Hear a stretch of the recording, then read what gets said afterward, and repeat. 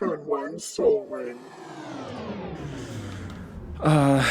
Yeah, I don't actually know. But you know what? I did start watching The Mandalorian on Disney Plus. Oh. Very good.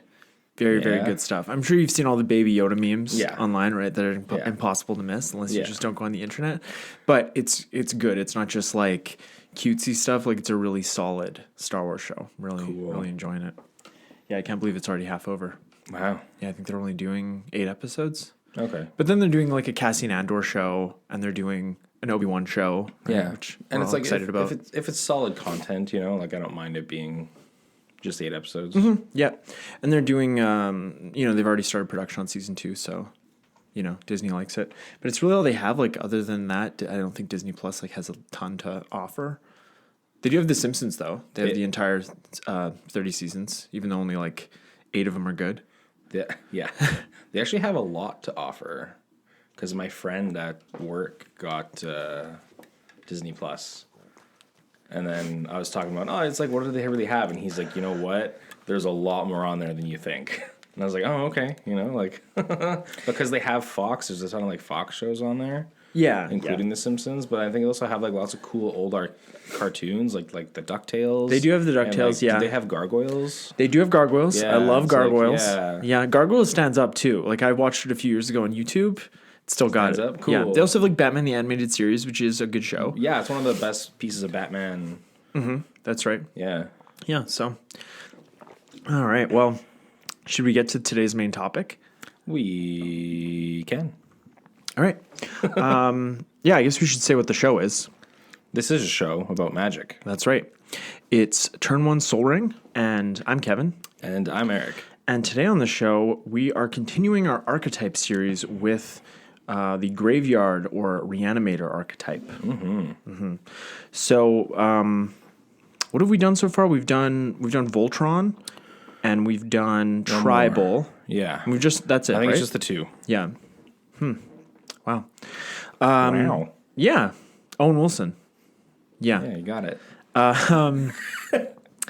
But before we get to that, we're going to cover something going on in the world of magic, or a couple of things. What do we got for that, Eric?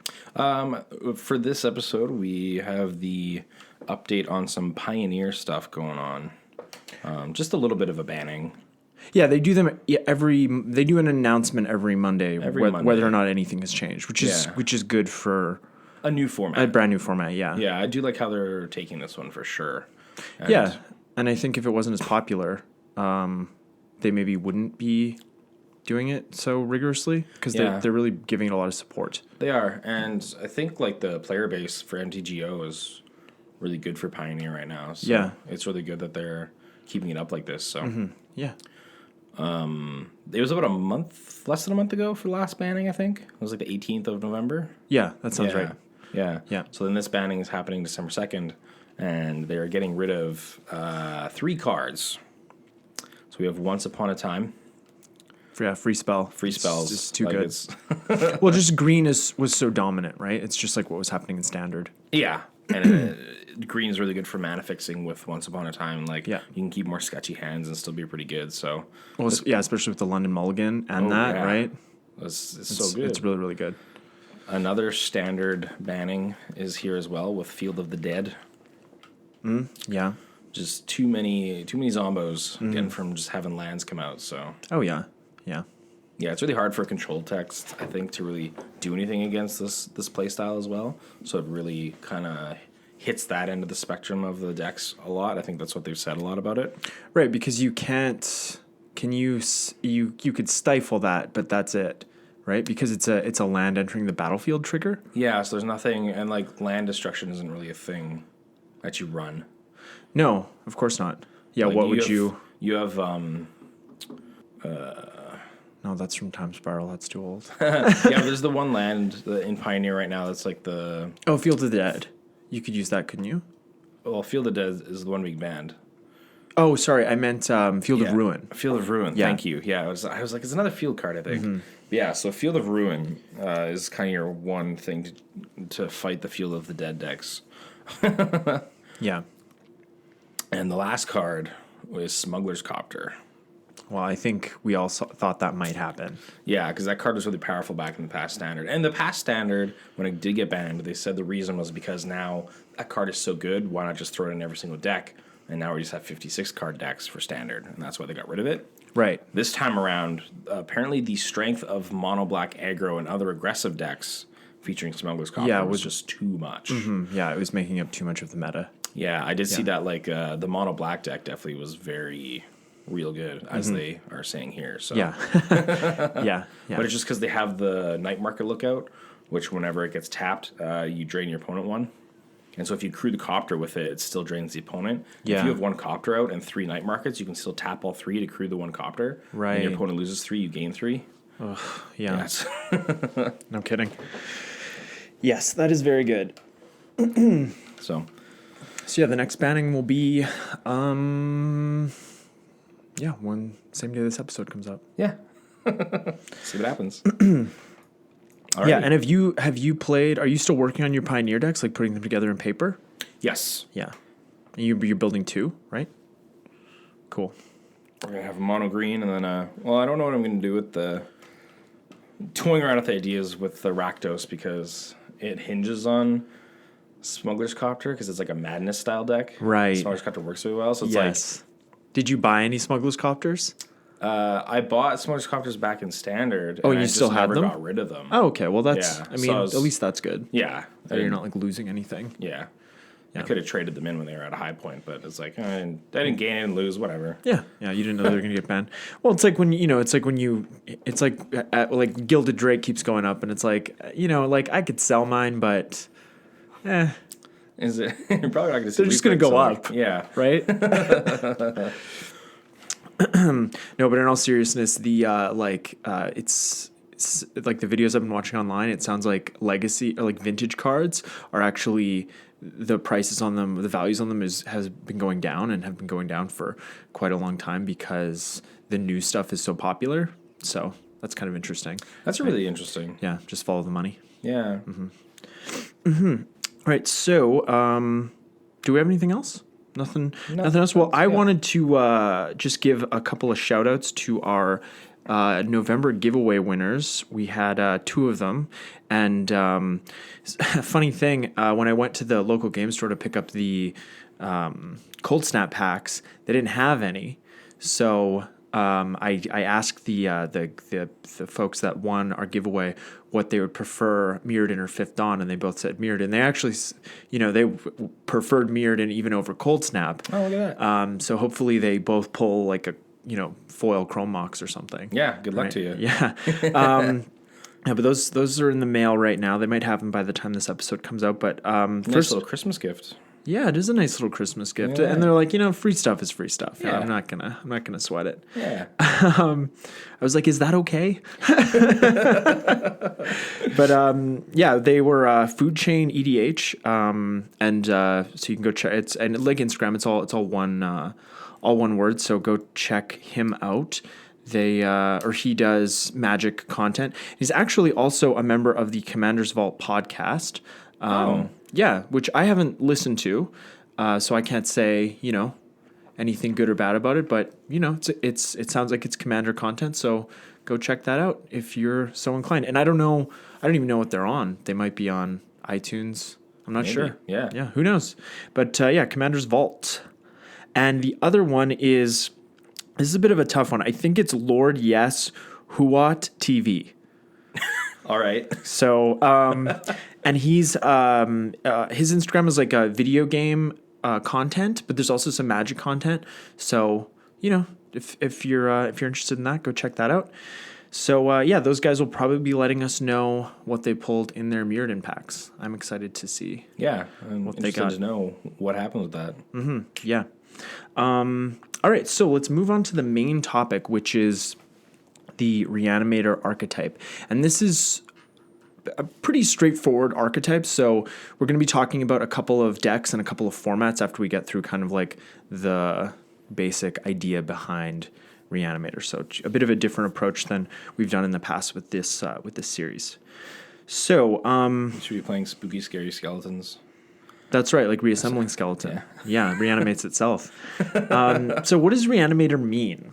I think that what it means is recurring any permanent card from the graveyard to the battlefield. Yes.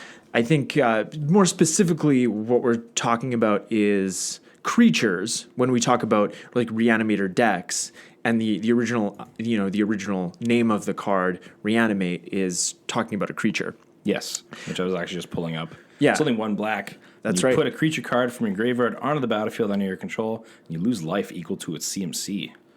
That could be good. That could be very good. I Yeah. could see that. Is that that's only legal in like Vintage and Legacy, right? Reanimate? Or is it legal? Is that a modern card? It was printed in Ultimate Masters. Oh, okay. Then no, that doesn't necessarily mean it's Yeah, because Ultimate sets legality. Legacy Vintage Commander. Yeah, that's what I thought. But I would also consider a Reanimate type of strategy or a graveyard type strategy really anytime you're bringing cards back from your graveyard. So it doesn't have to be creatures. No, like it's enchantments or something like that. Yeah, or so anytime they're because like instant sorceries, you're going to be putting those back in your hand. Yeah, right? so that's not really reanimating it. It's more like just card advantage. Yeah, recurring it. Yeah, and putting stuff on top of your library too. Like green has that kind of effect a lot. Yeah, or like that cycle of lands from. Well, they're not from any single set, but like Hall of Helioid's Generosity and Volrath's Stronghold. Those cards that put specific card types on top of your library, I would consider that. I mean, that's obviously a form of recursion, not necessarily reanimate. Because reanimating, the definition of the word is, right away. So I feel like it's bringing something back to life. Yeah. Right? So you're in Magic sense from the graveyard to the battlefield. Mm-hmm. That's a reanimate. Right.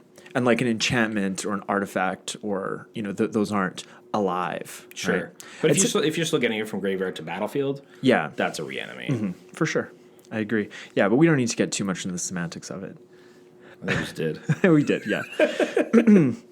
So like we said, the archetype was originally named for the card Reanimate, and it does the archetype shares traits with both combo and aggro deck archetypes, and the archetype itself is basically as old as the game itself. A few cornerstones of all Reanimator strategies are cheating large creatures onto the battlefield ahead of curve. That's very important. Mm-hmm. And the creatures that you cheat in should also have a powerful ETB or static ability that affects the board. They could also have die triggers, right? If you're kind of moving them from battlefield to graveyard, that works as well. Or one of the most popular kinds of deck like this in Modern would be the Dredge? I hate myself right now. What's you like pay 7 life, draw 7 cards. Oh, Grizzlebrand. Thank you. Yeah. That's the most popular, yeah. Just get that guy out. You're like, pay 7 life, draw cards, pay 7 life, draw cards, gain some life, pay some life, draw some more cards. You're like, I win the game. Yeah. So you want stuff like that. Absolutely. And, another cornerstone is, cards that allow you to bring the creatures back from the graveyard and cards that let you put them in there in the first place. Yeah, you do you can't just discard cards for no reason, so you need a card to be able to get that creature from your hand into the graveyard. Or from your library, like within Tomb. Yes. Right? That as well, yeah. So the most common colors that represent the archetype are black, green, and red. Mm-hmm. And although the competitive Reanimator deck popular in the Legacy format is more commonly black and blue, it does have sometimes black and red, black, red, and blue, black, red, and green sometimes, but white is nowhere to be found in that combination. Which there was actually in a standard in the past a white Reanimator deck just because of refurbish, I think it is. Oh, yeah. And you're bringing back like Gear Hulks and stuff, so. Those Gear Hulks. So, it's an archetype that often feels unfair to play against because of the cheating of mana costs. And that generally doesn't feel very good to play against decks that cheat mana costs because it is one of the most powerful things we can do, right? Like that, That's why Crick feels so unfair to play against because you just pay life. Yeah. That's or then you see a Grizzlebrand on turn 2 on the battlefield and you're like, why? Yeah, I get yes. It's like, what is happening? I should have mulled for this. So it's also one of the archetypes that can be completely shut down, which is its greatest weakness. And I think we've talked about this on the show before, but in reference to the graveyard, because cards like Leyline of the Void and cards that effectively remove graveyards from the game, Rest in Peace is another one. Yeah. This strategy is just completely dead in the water because, you know, with a strategy like a toolbox strategy, right? If you play a card like Mindlock Orb or Aven Mind Sensor where I can't search my library or I'm restricted, I can still draw cards from my library. Yep. If I'm playing a Reanimator strategy or even Dredge where I'm putting tons of cards into my graveyard or even Phoenix when Phoenix was a thing. Yeah. I'm putting a bunch of cards into my graveyard. If you play Leyline of the Void or Rest in Peace, my graveyard is exiled now. Yeah. And we don't have any mass exile recursion cards. We have like single target But there's exile. no mass. Yeah. There's no mass.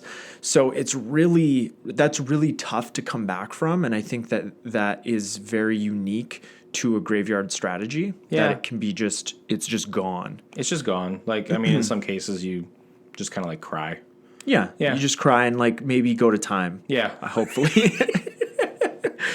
Yeah. So we've talked a bit about the strengths and weaknesses of the archetype.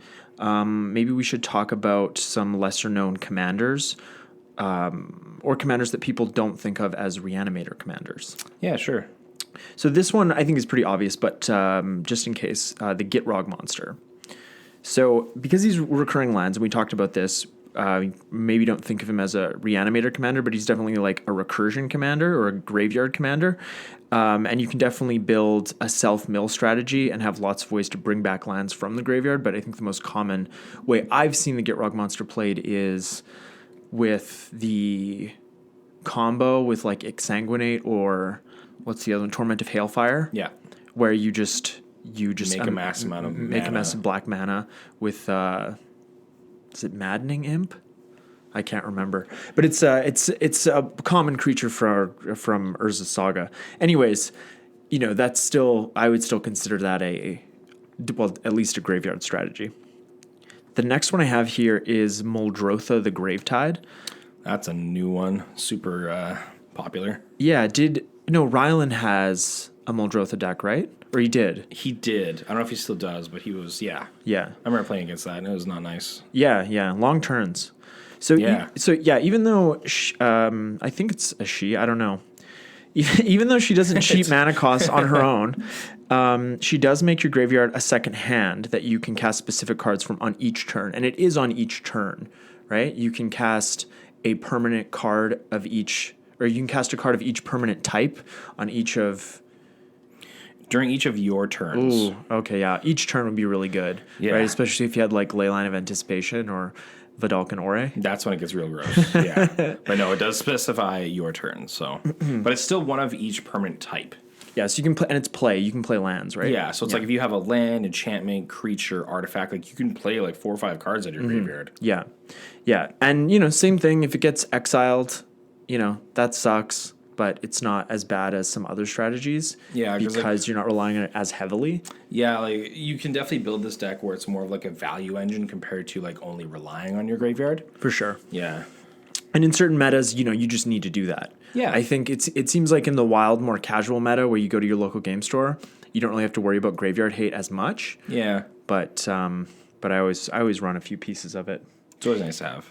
Yeah, even if it's just like a cantrip or something, or if you're in black, like I was gonna like a cantrip like Relic of Progenitus, where it's just a one shot. Oh, totally. So next up, I've thought about building around this guy, but I've never seen him on the battlefield. I like this one. It's Cedrus the Traitor King. So we should probably be reading these. What am I doing? Yeah. So Cedrus the Traitor King is 3 of anything, a blue, a black, and a red. He is a legendary zombie warrior, 5/5 for the power and toughness. Each creature card in your graveyard has Unearth. That's an old one. Yeah. So Unearth just means you can pay 2 and a black. Well, his Unearth cost is 2 and a black. Yeah. And so you can return the card to play. This creature gains haste, and then you remove it from the game at the end of the turn. And does each creature have that Unearth cost? Yes, each creature has the 3 mana for the Unearth cost. So this one's a really interesting one because you do have to play around. You can't just like keep bringing stuff back because it gets exiled from the game after you bring it back. Yeah, so it's kind of fair. Yeah. It's exiled at the end of turn? Yeah. So you could I guess you could Sundial of the Infinite and they'd stay on the battlefield, right? Because Sundial of the Infinite is end the turn, but you can only activate it on your turn. Oh, right. That would work, I think. Remove this card. A creature gains haste. Remove it from the game at end of turn, or if it would leave play. Yeah. Yeah. So if you just end your turn With Sundial. Yeah. That'd be good. That'd be a great way. That's and a then cool they little could, combo. And then if they died, you could do it again with Cedrus. Yeah, that's cool. I actually hadn't thought of that till just now. That's a cool little combo. Yeah, Sundial of the Infinite is like really good with stuff like that. Like what's that? That Commander Phage, where Yes. that works with her as well. Or like anytime you're like making tokens of things where they would get exiled at the end of turn, Sundial of the Infinite is good. Like I run one in my Kiki Jiki deck. Cool. So yeah. This is also a neat commander because you can, a lot of times you're going to be building a combo around, like if you just have those creatures in play, you kind of like win the game. Right. So it's like you want those creatures in your hand or in your graveyard, and then once you have that massive, whatever combo you're kind of going for, you can just like tap on tap, do whatever. Yeah, and they have haste, right? So you can use any activated abilities. Yeah. Right away. Yeah. Yeah, I'm really surprised. It seems like this is potentially so much value with this Yeah. commander. I really haven't seen him. What set is he from originally? It is originally from Shards of Alara, only set. Only time it's been printed. printing. Yeah, I wonder what the foils cost. Yeah. Yeah, so, with something like this, you also want strong ETB triggers or static abilities. Not static abilities, because they're not going to really stay, generally speaking. But you don't want die triggers, right? You want leave the battlefield triggers. Correct. So next up, we have Gyrus, Waker of Corpses. Just as a little tidbit, for Canadian prices, a Cedrus foil is looking at about $15. Okay, that's not terrible. Not bad. Not bad. So Gyrus, Waker of Corpses is... Or is it Gyrus? It could be Gyrus. It could be Gyrus. The G could be silent. Oh, it could be, yeah. Yeah, so it's X, black, red, and green for a legendary creature Hydra. Gyrus, Waker of Corpses, enters the battlefield with a number of 1/1 counters on it, equal to the amount of mana spent to cast it. Whenever Gyrus attacks, you may exile target creature card with lesser power from your graveyard. If you do, create a token that's a copy of that card that's tapped and attacking. Exile the token at the end of combat. So, this guy's kind of fun because, like Cedrus, he seems kind of a little more fair because the tokens get exiled. Yeah. And also the creature gets exiled from your graveyard, so you can't repeatedly do it. Yeah. And what I really like about Gyrus, the whole graveyard package notwithstanding, or graveyard strategy, is that you sort of get incremental value off the commander tax when normally commander tax is just attacks, right? We're not getting anything out of it because the X is, the X can be part of, like, it's just mana that you still have to pay the commander tax, but it's mana spent on Gyrus. Gives him power toughness. Yeah, so you can, like, if you want to sink all your mana into him, you have that option just to make him more powerful. Mm-hmm. It's a really neat, I really like the wording on that card just for how it works. Mm-hmm. Yeah, spent to cast it. Yeah. Mm-hmm. Yeah, it's cool. Yeah, this was in the Lord Windgrace deck, I believe. I think I took it out almost immediately. But it just wasn't, It's a very one-shot. Like, it's a little bit of a different one because you have to attack and then you only get, like, the one recursion once, right? Mm-hmm. So, yeah, it's a little bit different. But I guess you could use, what's that artifact called? Eric's like, I'm searching for it. I don't know. It's the one that copies triggered abilities. Oh. It's 2 mana. Strionic Resonator. Exactly, you got it. Strionic Resonator would work, I believe, because it's a triggered ability. It's whenever you attack. It'll copy it. So you could copy it that way. Yeah. And then I guess on the stack, you could untap Strionic Resonator with, like, Voltaic Key and do it again. But anyways. Going deep. And then if you had a Manifold Key, I could keep going. Yeah. All right, so next up for commanders, we have Chainer Nightmare Adept. Chainer is 2, a black and a red for a legendary creature, human minion, 3/2. Discard a card. You may cast a creature card from your graveyard this turn. Activate this ability only once each turn, so that's nice because you cast the card you discard. Nice. Whenever a non-token creature enters the battlefield under your control, if you didn't cast it from your hand, it gains haste until end of turn. Ooh.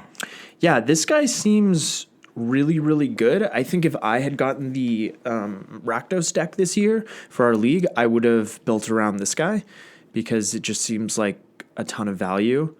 And the creatures get haste, which is really nice, and they don't like leave the battlefield. You can cast it from your graveyard. I think this was also the card we were talking about the most from that deck. Yeah, as far as the commanders goes. Yeah. Yeah, I think we were talking about the flagship commander the least, because even Grevin is really cool. Yeah. Yeah. Yeah, I like this one a lot. I've been considering like building around this since the decks got released. Maybe Trevor will lend me his. I'm sure it's not in his deck anymore. No, I mean, I was actually thinking about that. Isn't it funny that last year at our league, Riley was the only one that changed his commander, and this year Riley's the only one that hasn't changed his commander? that's a really interesting. Yeah, I was just thinking. That's really cool. Just thinking about days gone by. Yeah, and obviously for how like the archetypes work out, it makes sense. But it's a really funny. Mm-hmm. Yeah. Well, I really like I actually really like the flagship commander from my deck.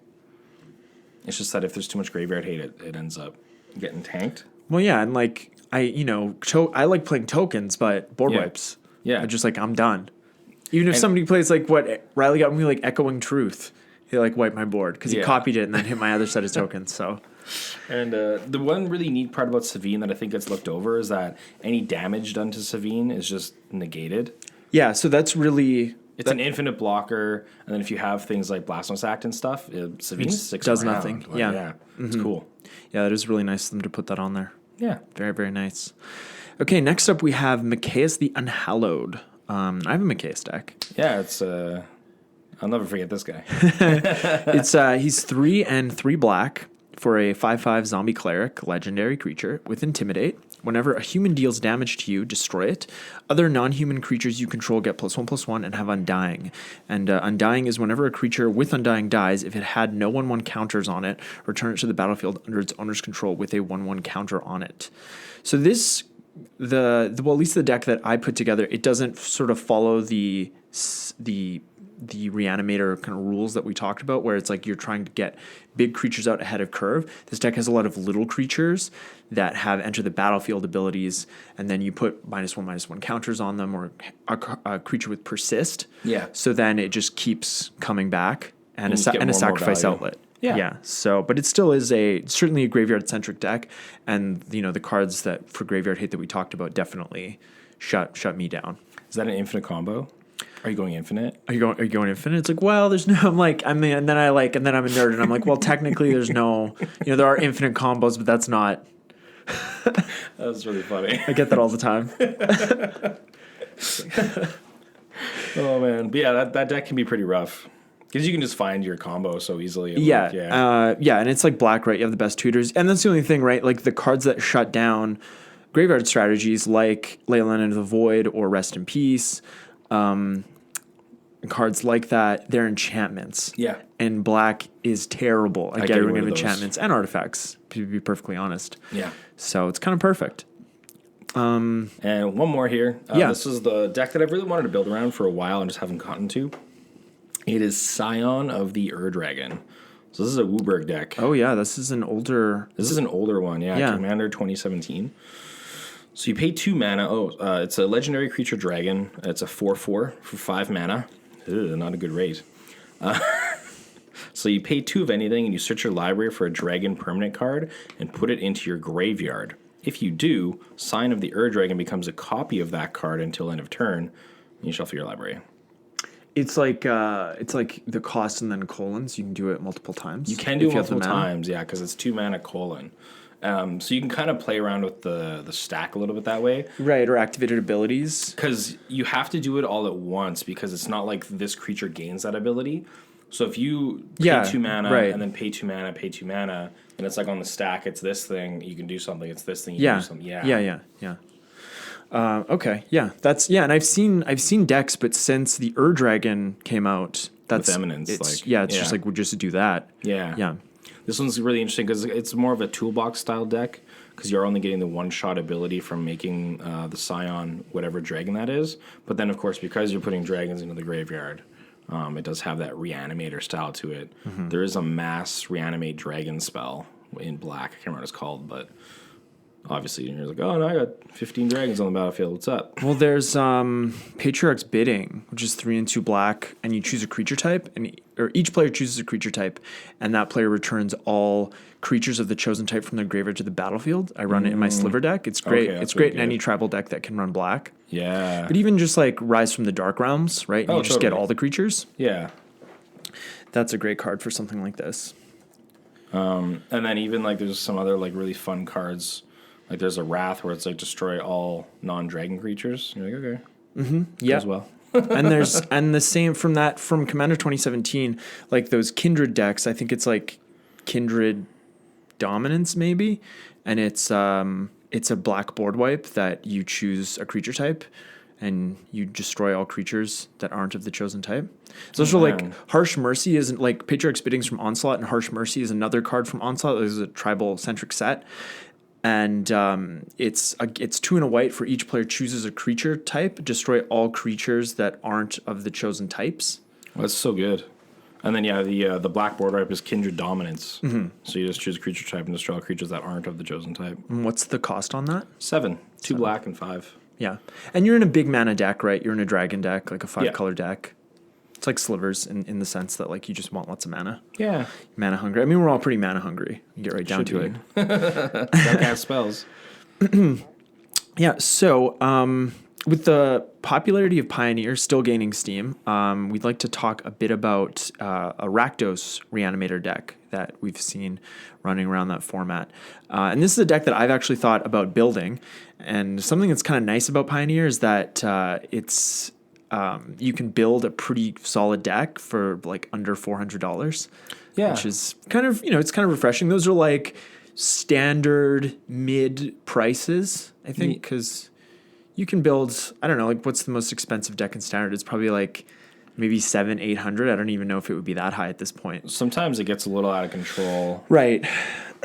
But without having to buy like 4 Okos for your deck, it's probably a lot cheaper. And 4 Once Upon a Times. Yeah, right. Where are we right now? At the moment, like, so getting just stats from Goldfish. Yeah, that's usually what I use. Top tier, you're looking at there's a couple are getting close to 4. In standard? Yeah. Yeah. That's where it tops out at. It's Okay. 400. Yeah, so and sometimes it's higher, sometimes it's lower. Like before, when it was Oko, like you were looking at closer to 6. Yeah, $600-700, which is like too much for a standard deck. Like, that's just getting nuts. Yeah, for sure. Because like, and you're doing that you're not building a brand new deck every standard season, but your deck could be obsolete with the release of a new set. Yeah. Right, like that can happen, which is why I don't play standard. Yeah, Because fair. It's just like, and it's a lot to keep up with. It's enough when you have when you play Eternal formats to keep up. If you have multiple decks, to keep up with what cards you want to put into your decks. So, anyways, but if I did play Arena, I would play standard. It's like a Hearthstone. Like I play standard on there, but you're not like.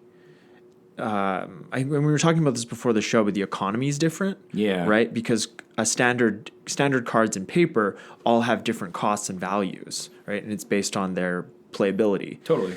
And in digital, all rarities cost the same amount. And that really changes what decks you can build. I think that's been my experience with Hearthstone. You can build a tier 1 deck in Hearthstone playing for free because that's how I do it. Yeah. So, and it's like it for a lot of people, you don't want to spend a lot of money, and so if you're playing on Arena, you only need a certain amount of the wild cards to like get the rares and mythics that you need to like play like an actual good deck. Yeah. Instead of spending like $400 or $500. And I think you'd agree that it feels better to spend, if you're going to spend money on Magic, it feels better to spend it on paper cards than it does on digital cards. I agree with that a lot. Because you're actually getting value. You are. And you have something tangible to hold. Mm-hmm. That feels good. Yeah. And you have like resale value. Yeah. I think a lot of people that Most people that play Magic, I think, really like the physical cards. They look nice. It's nice to have the physical. And you can get them altered. You can get that. You pimp out your deck, like all those things. Yeah, exactly. So yeah, that feels good. It's like anything that's gone. That has like a digital aspect to it. Like I read books on my phone, but I really prefer to read a paper book. There's still something so much nicer about having like a book, especially if you get like one of those like nice hardcover ones as well. Yeah. And I also really like the smell of. Yes. Yeah. Me too. that's- What I really like about is like when you're reading like a book and like you close it because you're like finished for that session, and you like look at the side where the bookmark is, and it's like okay, like it feels like you've accomplished Yeah, you something. can see Or when you how get much- past that halfway point, like it feels good. Yeah. But anyways, let's talk about a little Rakdos Reanimator. So I did some research and I built a deck which I put on Deckstats, but for the purposes of this, I just have a link to a goldfish deck. So basically, this deck is going to win by pulling big creatures out of the graveyard, like everything we've talked about so far. And before we can pull creatures out of the graveyard, we need to put them in there. And we're going to use cards like Stitcher Supplier, Rixmati Reveler, and Thrill of Possibility to do it. So Stitcher Supplier is 1 and a black for a 1/1 zombie. He's just 1 black. Oh yeah, it is just 1 black. You're right. When he enters the battlefield or dies, put the top 3 cards of your library into your graveyard. That's pretty decent. Pretty good. And then we have the Rixmati Reveler. I didn't even know about this card. Yeah, I forgot about this one actually. Me too. Yeah, the spectral cost is kind of neat. So it's 1 of anything and a red for a 2/2, and then it has spectacle for 2 of anything, a black and a red. So it's one of these rare cases where the spectacle is actually more, because spectacle is usually less just to get the card out there. It's like Revelark's Evoke. Yeah. Yeah. So when the Rixmati Reveler enters the battlefield, discard a card, then draw a card. If the spectacle cost was paid, instead discard your hand, then draw 3 cards. That's nice. That's really nice, especially if you have, like in this case, obviously we want to get cards in the graveyard, but obviously if you're in a late game situation, you have no cards in hand. Yeah. You can just kind of like refill your hand. You Yeah. get 3 card draws, good. Yeah. So next up, this is like the as soon as Faithless Looting was banned, I saw this card like in the spoiler list, and I was like, okay, this could be like a really bad replacement. So it's 1 and a red for an instant, which makes it really good. As an additional cost to cast the spell, discard a card, and you draw 2 cards. This is a very popular card actually. Yeah. Because there's another. It's good in Pauper as well. Yeah. But it's also like this text is on cards with different names. They're like the exact same thing. Yeah.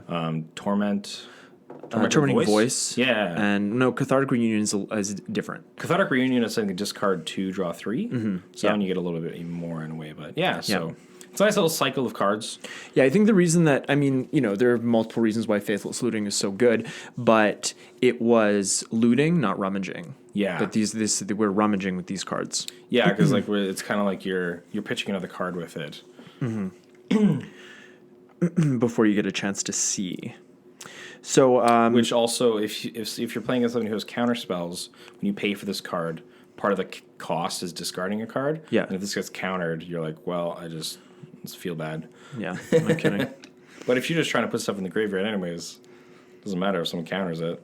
On the other hand, it does, and you've probably many of us have been in this situation, but when you have a card like, I'll use Fling, for example. Yeah.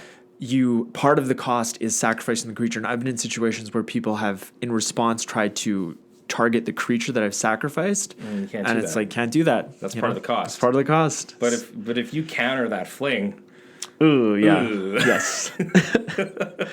So let's get to the fatties that were going to recur. Sure. And the great thing, what I love about Reanimator is that this is where you can kind of have fun with it and give it your own little, spice, because you can use really whatever creatures you want, right? Yeah, like you don't need to use specific ones. Like any big creature that does something, Exactly. you can throw it in here. Yeah, so for this deck, we've got Ulamog, the Ceaseless Hunger, Emrakul, the Promised End, Hornet Queen is another good one. That's just a few. So with the Eldrazi, you're not getting the cast triggers, but they're still. You still have a 10/10 indestructible that mills your opponent 20 when you attack with it. So Yeah. I think that's still you know, Yeah, a or good creature. Yeah, or Emrakul, which is really tough to target and block. Yeah. And Hornet Queen is 4 and 3 green for a 2/2 insect with flying and death touch. When Hornet Queen enters the battlefield, put 4 1/1 green insect creature tokens with flying and death touch onto the battlefield. Also on this deck list is the Ashen Rider. I really like this card a lot. And Well, so yeah, and this also reanimating- acts as removal. Yeah. Yeah, Yeah. And it's like when it ETBs or dies, you get rid of a permanent. yeah, That's strong. yeah, and like it is what the cast cost is 4 white white black black. Yeah. Yeah, and that's I didn't actually I don't think I'd ever heard about this card. But what's great, another thing about Reanimator is you don't really have to worry about mana or color too much because there's no white producing lands in this deck, so you can just put cards like that in and you don't have to care. Yeah, like the purpose of that card isn't to try and cast it. You're just trying to get out of the graveyard. So yeah, you don't want 4 of them in your hand, obviously. But it's like you don't care what the colors are. Absolutely. So, like we have already said, we need a way to get these fatties out of the graveyard. And with cards like Liliana's Death Majesty, Blood for Bones, and Bond of Revival, that is not going to be a problem. I really like that new Blood for Bones card. Yeah, it's pretty sweet. Yeah. So Blood for Bones is 3 and a black for a sorcery. As an additional cost to cast the spell, sacrifice a creature. Hopefully it's Ashen Rider. Return a creature card from your graveyard to the battlefield. Then return another creature card from your graveyard to your hand. So this is a really cool card in this deck because on top of getting our fatty out of the graveyard, we can then put another Stitcher Supplier from our graveyard back into our hand or another Rick's Mighty Reveler as well to just keep on milling through the deck. Exactly. I really find that this recursion card works really well with this deck with your ETB creatures as well, milling you some more. So Yeah, and there's no net loss, right? Like you're sacrificing a creature, you're spending Blood for Bones, but you're getting 2, one on the battlefield, 1 in your hand. Yeah, right? so really just keep the engine going. Yeah. What? This is a stupid question, but what does Pioneer starts at RTR forward, right? Yeah. Okay. That's what I thought. So Bond of Revival is 4 and a black for a sorcery. Return target creature card from your graveyard to the battlefield. It gains haste until end of turn. Not bad. That's really good on the Ulamog. Exactly. Yeah, that is very, very good. Million 20 out of nowhere. That's right. Liliana Death's Majesty. I was surprised at how cheap this card is. She's 3 and 2 black for a 5 loyalty planeswalker.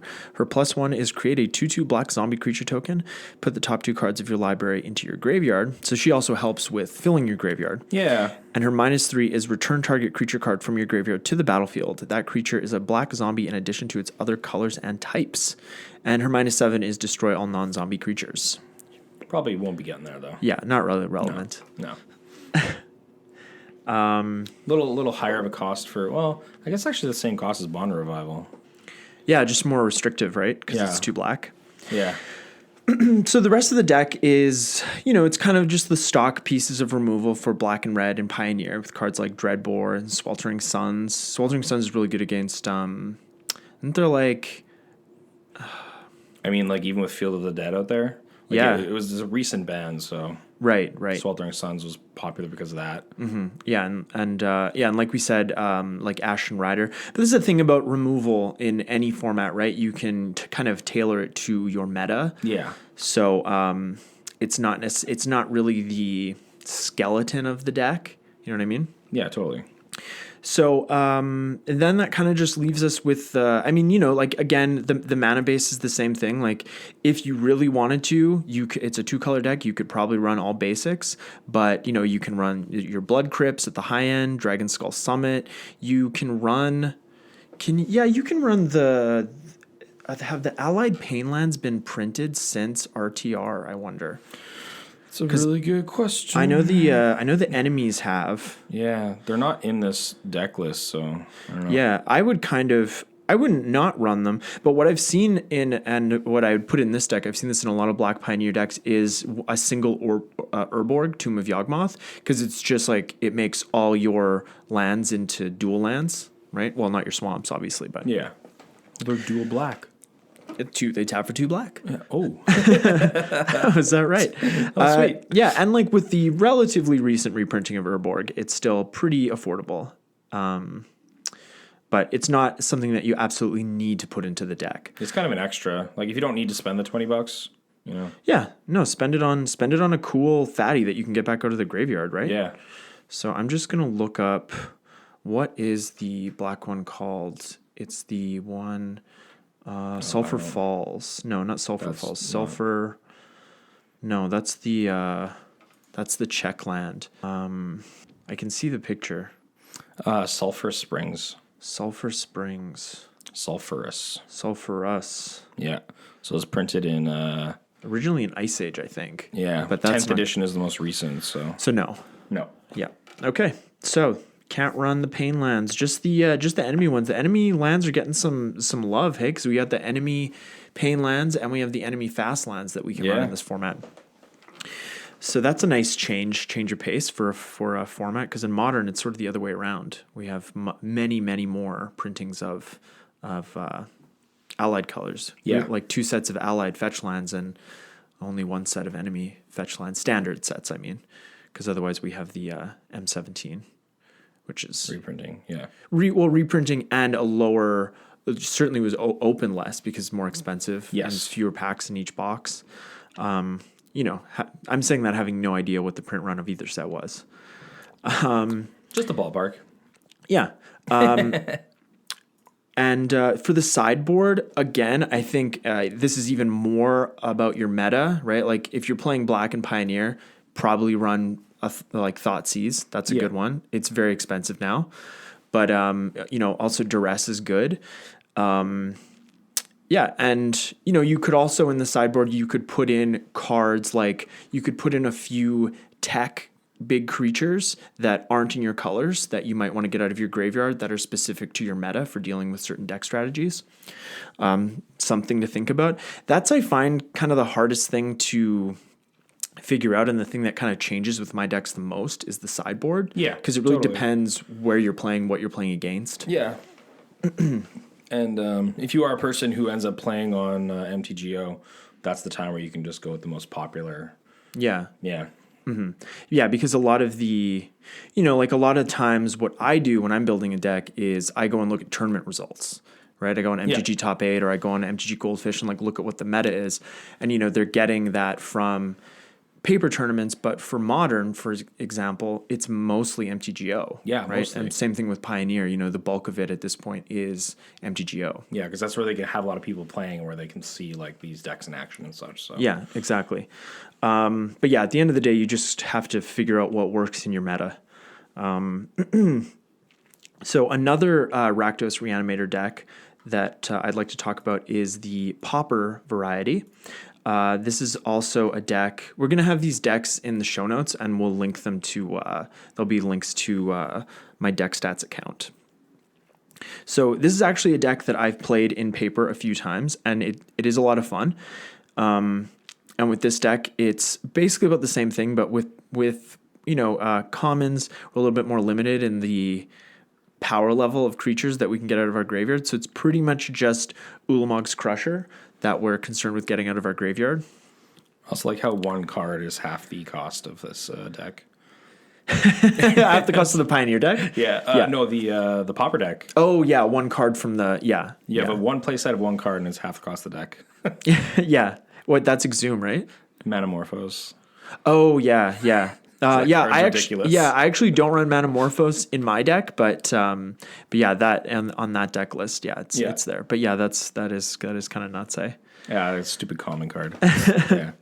So you know, we have cards like Exhume that and we have ways to cycle through our deck to get Exhume, or we have like Shred Memories, so we can use Transmute to get Exhume, so that we can get Ulamog out. You know, you want Ulamog out like turn 2 is like best case scenario, and then we're just swinging with an Annihilator creature, which on turn 2 against your opponent is pretty bad, especially if you're on the play.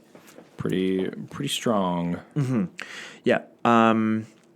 And it is a bit narrow. It's a bit more narrow than the Pioneer deck, obviously, but like I said, we're limited with commons. That kind of tends to happen. Yeah. But it is a super fun deck to play. Well, I haven't gotten into Pauper yet, and this deck's actually pretty interesting. yeah, there's well, you're probably working on Saturday, but there's a tournament at Fusion on the 14th. Damn. But yeah, you're probably working. Yeah. Yeah, but they do one every month. So, and they usually, like, as soon as they usually have, like, at the beginning of a month, they have, like, all their events laid out. So they'll do another one. I mean, if you ever want to, like, borrow it or, like, tune it or something, you totally can. But, you know, that's the great thing about Pauper. It's not expensive to build a deck. No, yeah, like, I would totally just, like, pick up all the pieces. Because, again, like, I have Metamorphose already, so I would just pick up the other shit and be good to go. Yeah. I think besides Metamorphose, I think Exhume is like the most expensive card in the deck at like $250. Yeah. So I think we've covered Reanimator pretty well. Talked about a couple of decks. Talked about the strategy of those decks. It's pretty straightforward. Yeah, you know, you're putting stuff in the graveyard, getting that stuff out, cheating mana costs, having a big thing that's fun to beat your opponent down with early game. Yeah, and that's and it's, you know, it's as much fun as that is to do. It's equally as unfun to be on the other side. To be on the other side, or when your graveyard gets eliminated. Oh, yeah. So, you know, it's a very it feels like a very high rolly strategy. Yeah. To play, but it's very fun. Anytime you're cheating mana cost is fun because you're just like, I have unlimited power now. Yeah. So it feels like, okay, I just won. Yeah. It feels like you won and you didn't have to work too hard for it. There you go. Which always feels good. So, we just want to give a big thanks to our patrons and all of our listeners. Yeah. If you want to find us on social media, we are at Turn One Soaring, the podcast. And I'm on social media at Command Beacon. So go check us out there. And you can download our show on iTunes, Spotify, and wherever you get your podcast. Oh, and don't forget to enter our December Instagram giveaway. We're giving away 3 packs of Modern Horizons, I believe. Yes. And we do ship worldwide. So remember that. Yeah. It's not just North America. Yeah. Man, when I see giveaways and it's like, we don't ship worldwide, it's like, well, I'm not going to enter then. Yeah. But yeah, it's really not that expensive. I found like the most I've had to pay for shipping for packs is maybe, I don't know, $5-6. And that was to like Europe. Yeah. So that's not that bad. That's not that bad. And it's nice to just, you know, include everybody. Absolutely. Yeah. Yeah. It's never that expensive. Feeling. And if it was like, if we were shipping something like a box or something like that, you know, if it was like the cost kind of outweighs shipping it, we would figure something out to. I think so. You know, because it gets a little ridiculous at that point. You're like, well, that's so much money. Just why don't we just give you the money to go buy it? Like, yes. And we want the receipt. We want to see the receipt. And we always do appreciate our giveaway winners. And, you know, you don't ever have to do this, but we always appreciate our Instagram giveaway winners like opening the packs or showing us what they open on Instagram. That's always really nice to see, especially if they got really good pulls. Yeah, it's always really nice and fun. So, yeah. Open packs together. Yeah, a family that opens packs together stays together. There you go. Right? All right. Well, thank you all for listening, and we appreciate each and every one of you. Thanks as always. Bye now. See ya. Turn one soul ring.